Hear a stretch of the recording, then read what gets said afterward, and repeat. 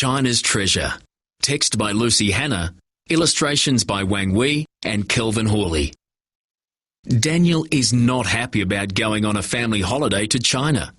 But once there, Daniel tries new things, makes new friends, and learns more about China and about himself.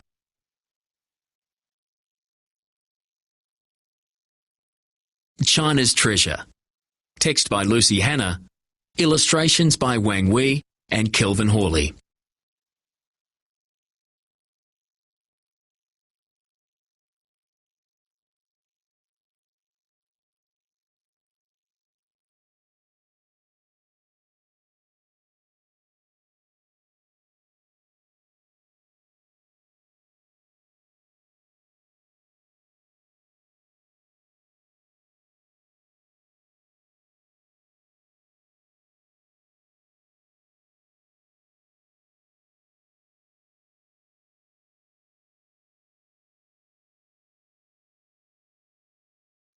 Chapter 1. Do I have to go? Daniel had been dreading this, a family holiday. His mother ignored him. It's because he can't speak Chinese and I can, said his sister Amy helpfully. In your dreams, Daniel mumbled and slumped off to his room. Daniel and his best friend Jake had been planning lots of things for the holidays. They were going to set up a tent at the local campground. They had planned to go hiking. They were going to get Jake's older brother to teach them to kayak. Now everything was ruined because Daniel's father had discovered a long-lost cousin or uncle in Beijing. All four of them were going to China for a whole month. Jake was impressed. Wow, China? They invented martial arts. Yeah! And Jake leapt on Daniel, pushing him off his bed. Daniel rolled and leapt to his feet. Who are you now, Karate Kid? Jake kept moving, darting and poking Daniel in the ribs before jumping away. Daniel couldn't touch him back, so he tackled Jake. The boys hit the floor and knocked into the bedside table, bringing the lamp down with a crash. Boys, they heard Daniel's mother. The door opened and Mrs. Lim looked down at them. Are you wrecking my house, boys? Jake jumped up. Sorry, Mrs. Lim. Sorry, Mum. Dinner in 15 minutes, Daniel. Jake, your mother just called. Okay, Mrs. Lim. Thanks. Bye. With a quick glance over his shoulder at Daniel, Jake headed home. Chapter 2. Chinese culture is more than 5,000 years old. Do you know that from Beijing we can go to the Great Wall of China? It's the only human structure that can be seen from the moon. Daniel had never seen his dad so excited. He didn't seem much like the exploring type.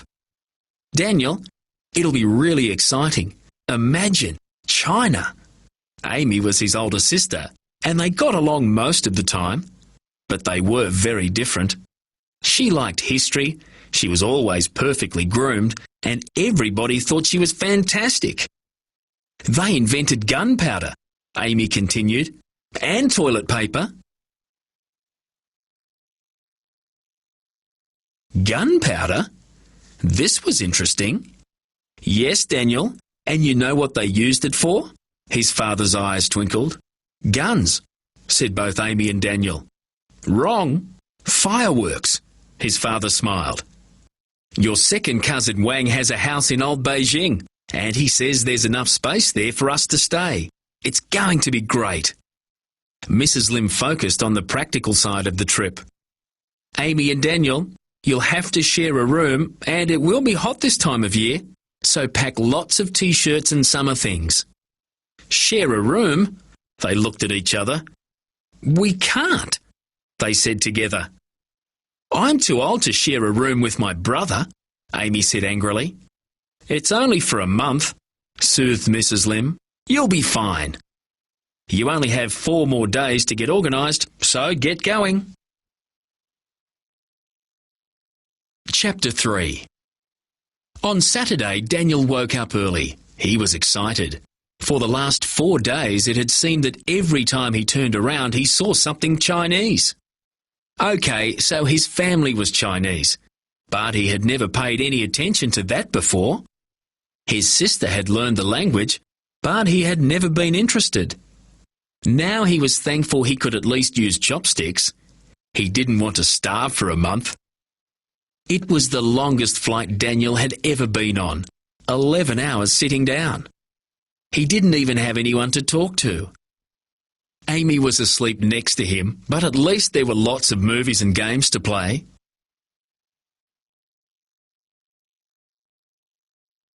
Daniel looked around and noticed the man on the other side of the aisle playing with a pen between his fingers. He slipped it backwards and forwards from his little finger over and under and over and under to his thumb, then back again. Daniel was transfixed.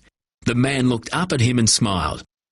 "Hello," Daniel said automatically, embarrassed that he had been staring. "Ni hao," the man answered. "Oh, ni hao?" said Daniel. He remembered that ni hao was hello in Chinese. The man smiled and passed him the pen. Daniel tried to copy the man's actions, but kept dropping the pen. His fingers didn't bend enough, and when he did manage to bend them, they weren't strong enough. The 5th time that he dropped the pen, he had to get out from his seat and crawl around to look for it. He gave the pen back with a shrug. "Thank you." The man smiled and tapped himself on the chest. "Chen Wood." Daniel held out his hand. "Daniel Lim." They shook hands. Mr. Chen almost squashed his hand.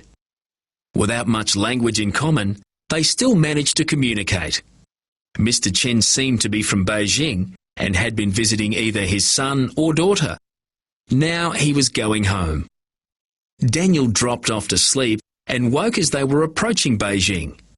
He and Amy tried to get a view out of the window, but all they could see was smog. As the plane screeched on the tarmac, Mr. Chen passed Daniel a piece of paper with something written on it. As Daniel took it, Mr. Chen made a hand gesture like a telephone. "Great," Daniel said as Mr. Chen patted him on the shoulder. "What a nice person," he thought. Chapter 4. As they left the arrival area with their bags, Daniel suddenly had a terrible thought. "Dad, how is your cousin going to recognise us?" "I sent a family photo when we first got in touch," said his father. Amy looked at Daniel and rolled her eyes. "Lucky we didn't leave you to organise the trip." Mrs. Lim was beginning to look nervous. "There are so many people. Stay close, children." She tried to grab Daniel's hand. "Samuel, don't rush." She only called Dad Samuel when she was worried. Mr. Lim stopped and they made a little group, but people kept walking right through the middle of them. "How rude," said Amy as she almost lost her balance. There were a lot of people. Suddenly there was a shout and a man came towards them with a huge smile and an outstretched hand. He grabbed Mr. Lim's hand and shook it, grinning broadly. A woman followed close behind him. Soon everyone was introduced, and Mr. Lim and his cousin Wang were talking happily. Wang's wife had taken Mrs. Lim by the arm and was leading her away, talking to her as they went. Daniel hurried to catch up. "Welcome to Beijing."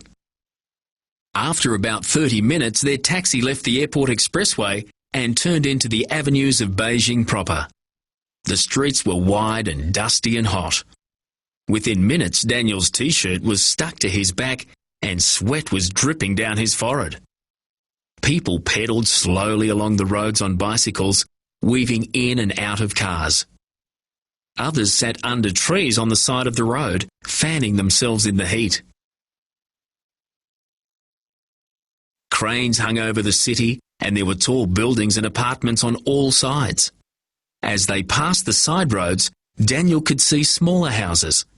Then they passed a familiar fast food restaurant. At least there'd be something to eat. Eventually they arrived at their destination.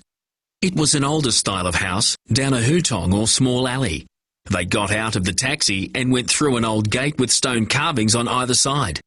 "Wonderful," breathed his mother. "It looks dirty," whispered Amy. Their mother shot her a "don't be rude" look, and Amy bit her lip. Inside, the rooms were built around a central courtyard in which everything was stored, including a few chickens. No need for an alarm, thought Daniel, as he and Amy were shown a room next door to their parents. "These are traditional Beijing houses," explained his father. The head of the family would have the main part of the house for his family, and then his children with their families would each get a room around the courtyard depending on their importance. "Who was most important?" asked Amy. "The eldest son."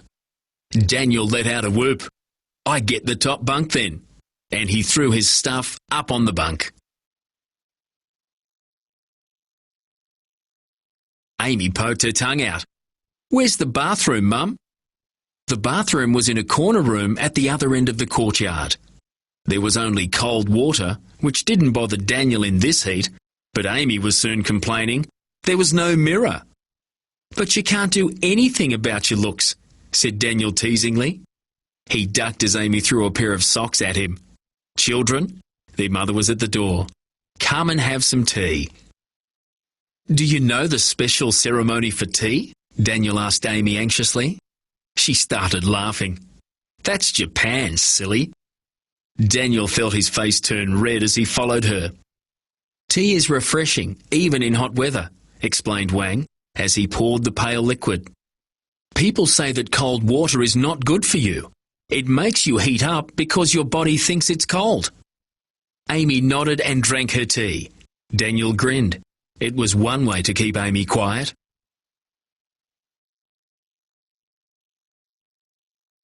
Chapter 5. Wang suggested that he show them around. The whole family followed him back out onto the street, which was cooler now that it was late afternoon. Wang led them through the little alleys, past old houses and under great shady trees, until they arrived in the middle of a market. Fresh fruit and vegetables were piled up everywhere. The sellers held scales ready to weigh the fruit. Mr. Lim pushed some money into his children's hands. "Here, buy something." Daniel and Amy had never seen anything like it. On the corner there was a pile of watermelons. An elderly woman tapped one. "What is she doing?" asked Amy. "You can hear by its sound if it is ripe," explained Wang. One bicycle had a glass cabinet on the back full of plates of different foods. Daniel could see little squid in one and long brown cheese-looking stuff in another. It looked strange to him. Wang came up behind him. "These are side dishes. They are a specialty. See how they are all red? They have lots of chili." At the end of the street they found themselves near a lake. This lake used to be part of the canals that ran across China. The people who served the emperor used to live around here. The streets are named Scholar's Way and Warriors Street. Warriors Street? That sounded good, thought Daniel. Then he saw groups of men sitting under a tree.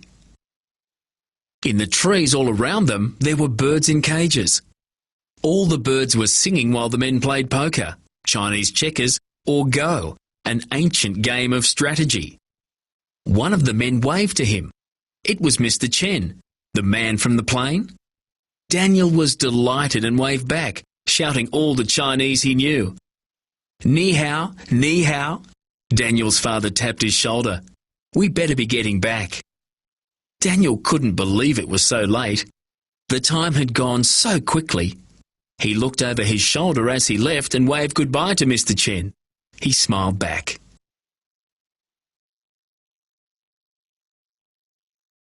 Chapter 6. Daniel leapt out of bed the next morning. He washed and pulled on his clothes before rushing into the main house. Wang and his wife were talking with his mum and dad. They had obviously all been up for a while. "Have some breakfast," said Mrs. Wang, placing a bowl in front of him. Daniel looked at it doubtfully. You put the vegetables into the rice, explained Wang with a laugh. Daniel dug in with his chopsticks. It was salty but good. He felt very full when he'd finished. Soon he grew restless. Dad, can I go out now, please? I thought we'd have a look around together today, Daniel. How about a family trip to the Forbidden City? The Forbidden City? Home to emperors? Excellent. They started in the vast square of Tiananmen, heart of the city. The whole city was built on a grid pattern with roads running north to south and east to west. It was only the smaller roads that were winding. From Tiananmen, they walked under the huge portrait of Chairman Mao Zedong and entered the ticketing area for the Forbidden City. Everywhere people were selling things. They wandered throughout the palace courtyards.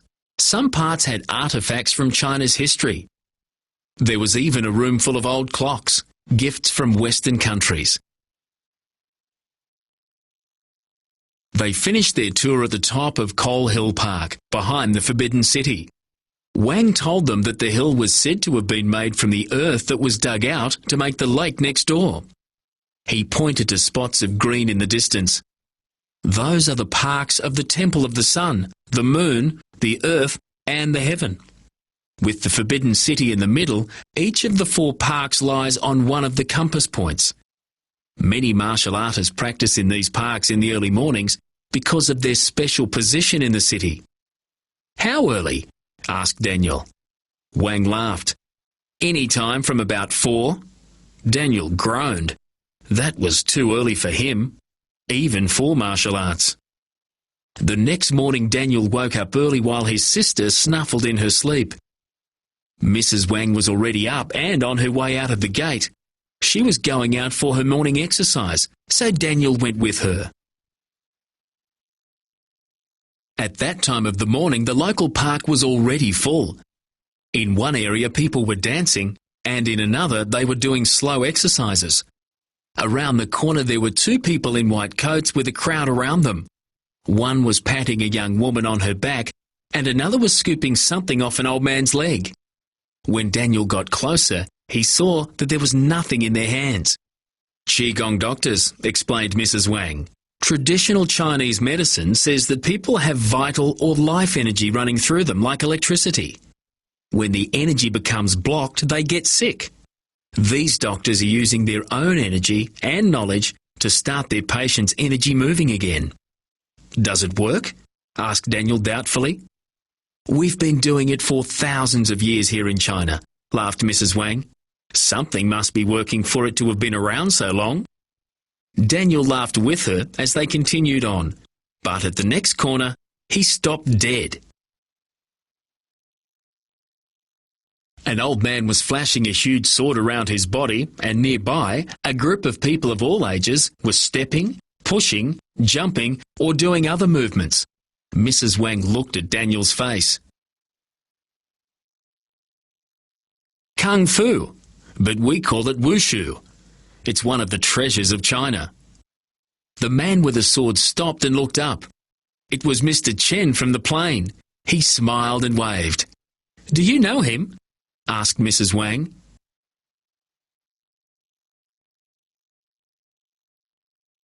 She turned to Mr. Chen, and after a brief conversation in Chinese, she said to Daniel, They'll be practicing here for a couple of hours.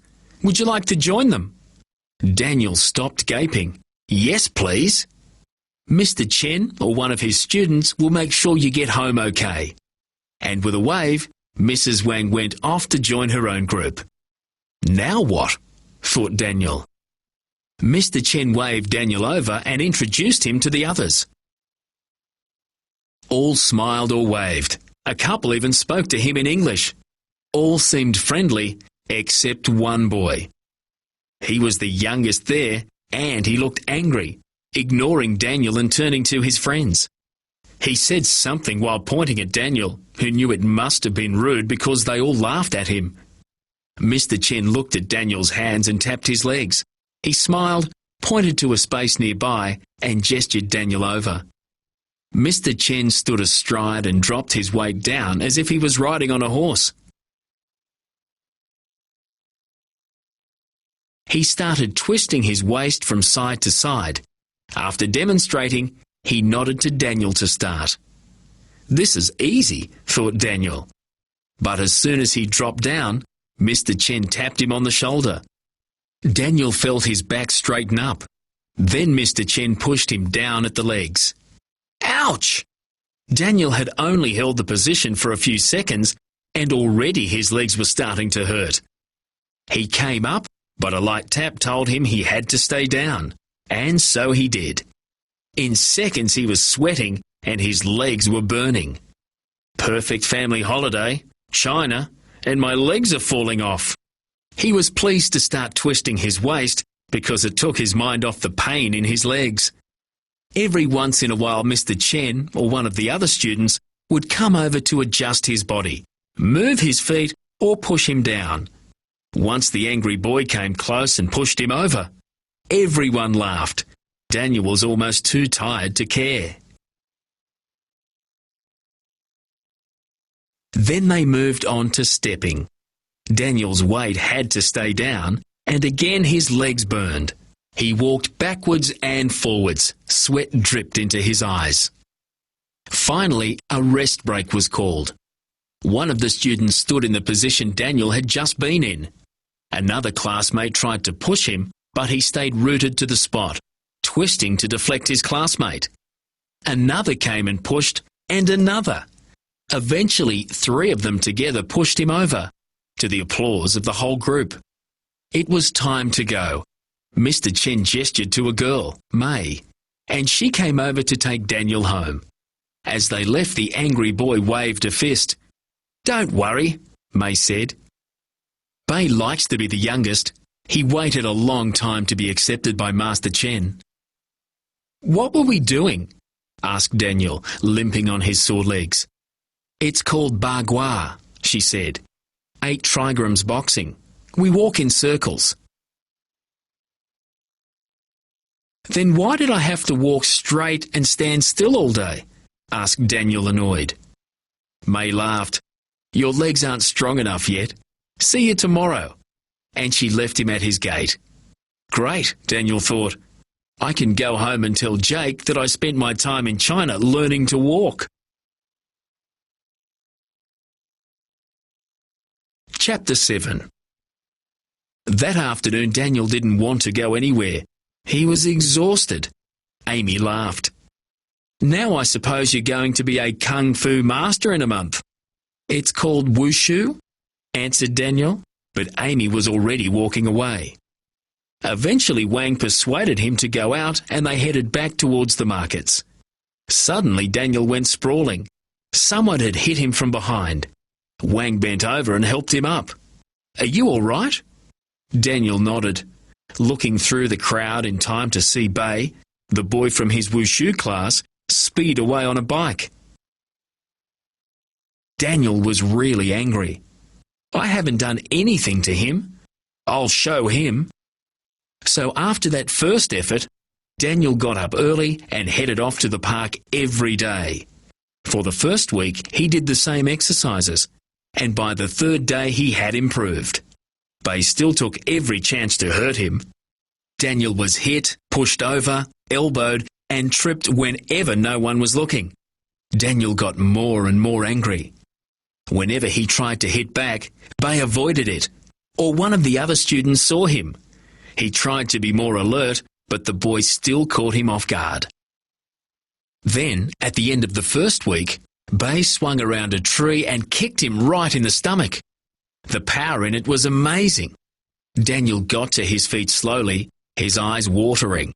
Nobody had seen what happened. Daniel lunged at him but missed and fell to the ground. As he got to his knees, Daniel could hear laughing. "I'll show him. I'll beat him." Daniel was determined. In the second week, Daniel was shown the basic palm positions. It wasn't like hitting and punching things. It was more like holding and pushing. He still had to spend ages walking and twisting, but now he had to hold his palms out and twist and do everything together.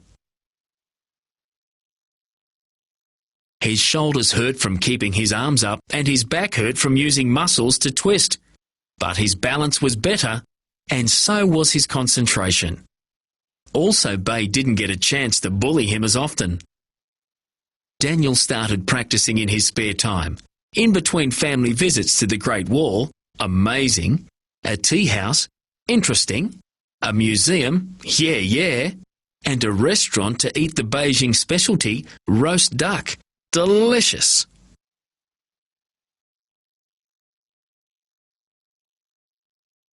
Chapter 8. At the end of the third week, everyone in his wushu class seemed pleased with how much Daniel had learnt. Even Bay hassled him less. Eventually, Daniel was called up to stand in the first position he had learnt. Bay was called to push him over. Now's my chance, thought Daniel. Bay pushed and Daniel resisted, twisting for a moment before tumbling to the ground. He had lost. Daniel wanted to cry. He hadn't learnt anything from all his work. May helped him to his feet. Don't worry. You've learnt much faster than anyone thought, and you have improved a lot.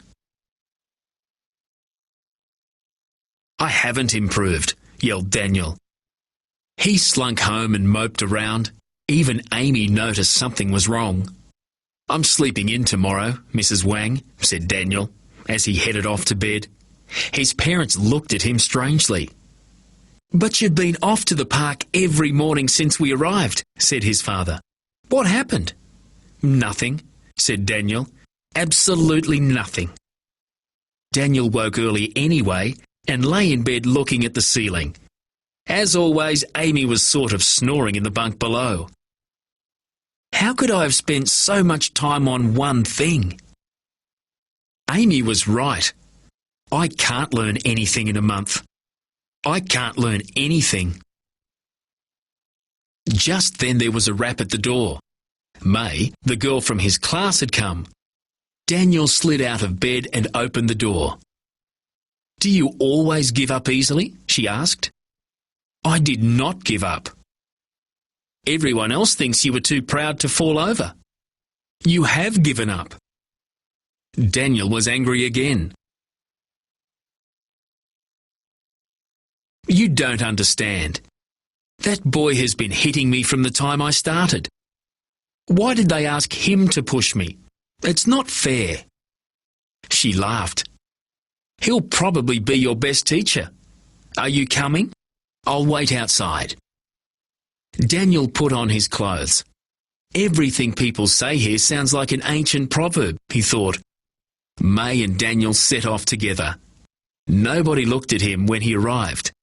It was training as usual for everyone except Daniel. He was still angry, and it showed in everything he did.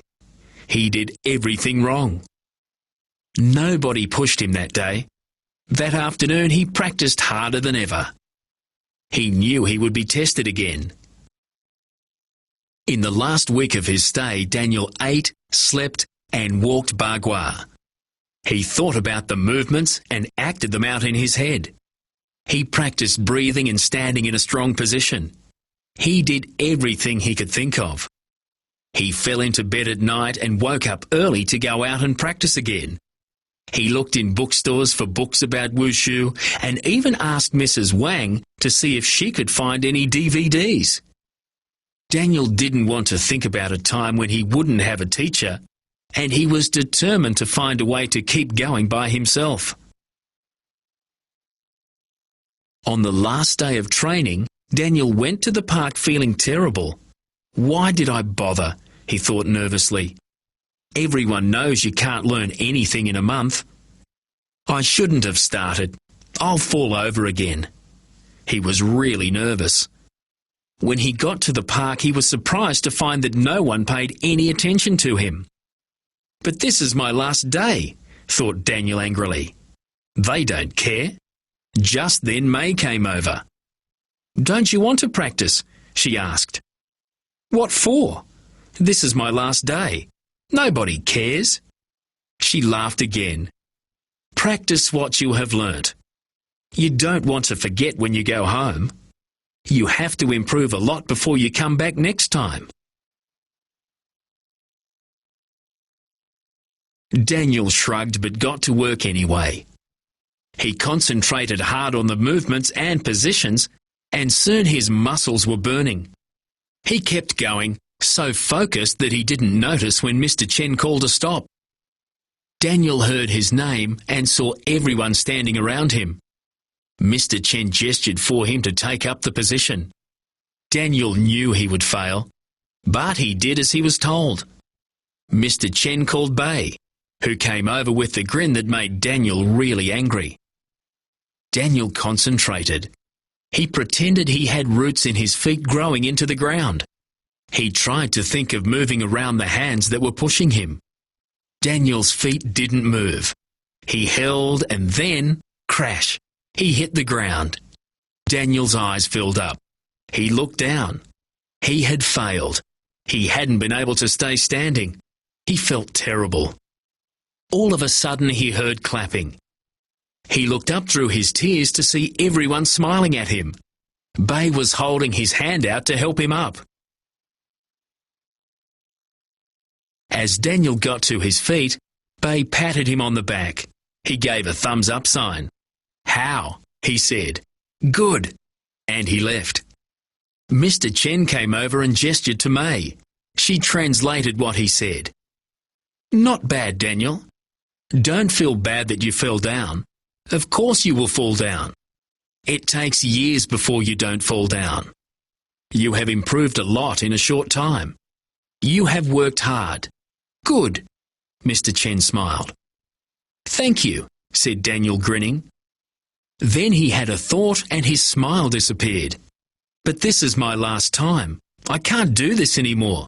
I have to go home." Daniel hung his head. Mr. Chen laughed. "Do you want to learn more?" "Yes," answered Daniel. "I really do. Maybe when I'm older I can come back," he said. Mr. Chen nodded. "Maybe, but just in case, here is a letter for my son who lives in your city. I have asked him to teach you." Daniel couldn't believe it. A teacher in his own city?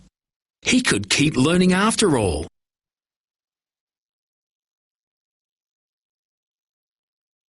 "Next time I come, I will have improved lots," he promised, taking the letter. "I know," said Mr. Chen. "Take care." He patted him on the shoulder again and smiled. "Zaijian."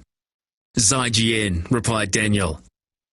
May and Bei walked Daniel back to his gate. Daniel was miserable at having to leave. At the gate he said goodbye. "Zaijian." He was almost in tears. They just smiled and waved as he turned into the house. His father saw him as he came in. "Do you think you might learn Chinese at school, Daniel?" Daniel nodded. "Good. Then we can send you back for another holiday." He gave Daniel a hug. "I am proud of you." His mother came in with Amy. "We've got presents for everyone, and we're mostly packed. How are you two doing?" Daniel and his father looked at each other, and Daniel headed off to get packed. The last day was one in which they rushed everywhere, trying to do all the things they hadn't done. Daniel bought Jake a mini sword as a present. Chapter 9. It seemed strange to be back home again. Daniel was pleased to have his own room, but everything seemed so different. Daniel felt older. His bedroom door suddenly burst open, and there was Jake. "How was it? I thought the holiday was going to be boring, but mine was okay. Did you have a good time? What did you do?" "Oh, you know," answered Daniel. Looked around, saw some museums, the Great Wall, the Forbidden City, that kind of thing. "And I learned to walk," he thought. "What? You just looked for a month?" Jake couldn't believe it. Then he saw Daniel's face. The Great Wall must have been cool though. But what else? Learn some wushu in a park. Woo-hoo? Oh, is that martial arts? When Jake saw Daniel nod, he jumped at him. Yeah! Daniel jumped to the side as Jake went flying past. Jake turned and went into his poke attack, trying to get Daniel in the ribs. He kept missing as Daniel twisted and turned. Jake finally lost his balance and crashed into Daniel's bedside table, bringing the lamp down with a crash. There were footsteps on the stairs, and Mrs. Lim opened the door to see Daniel standing casually at the end of his bed and Jake in a tangle of lamp and table on the floor. "Destroying my house by yourself now, are you, Jake?" she asked. Jake scrambled to his feet. "Sorry, Mrs. Lim. I'd better go." Jake turned to look at Daniel as he went out the door. "Teach me?" he pleaded. Daniel just smiled.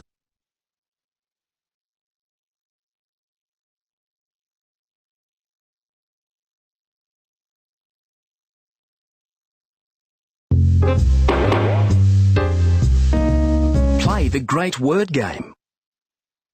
Play against the computer, write your name and click Next. Guess 5 words from China's treasure. What's the word? Use the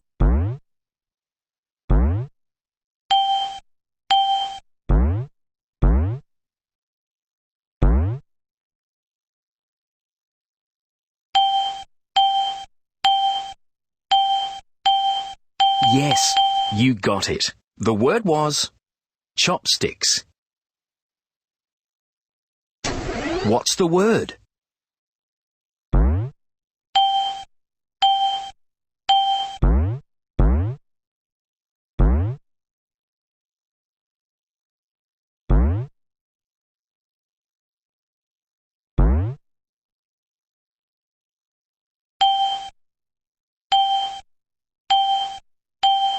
Yes, you got it. The word was fireworks. What's the word?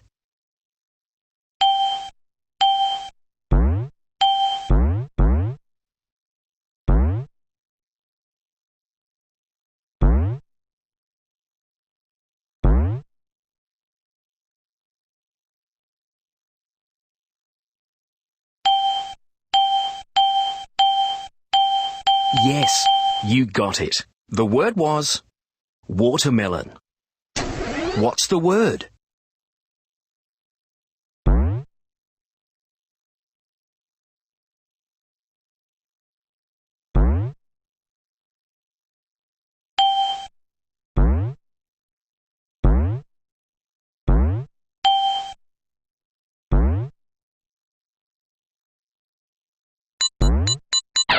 Whoops. The word was squid. What's the word?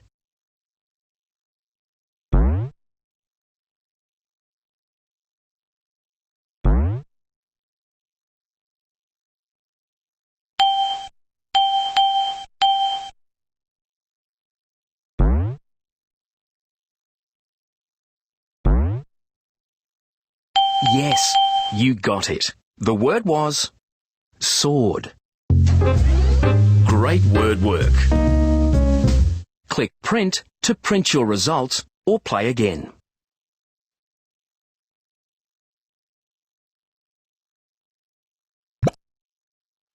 Story Toolbox. Type your name and click Next. Create a new story. Or click on the Have fun clicking on the buttons. Then drag items onto the board to make a picture. Type or write your story underneath the picture. Click Next to make another page or click Finish to view your story.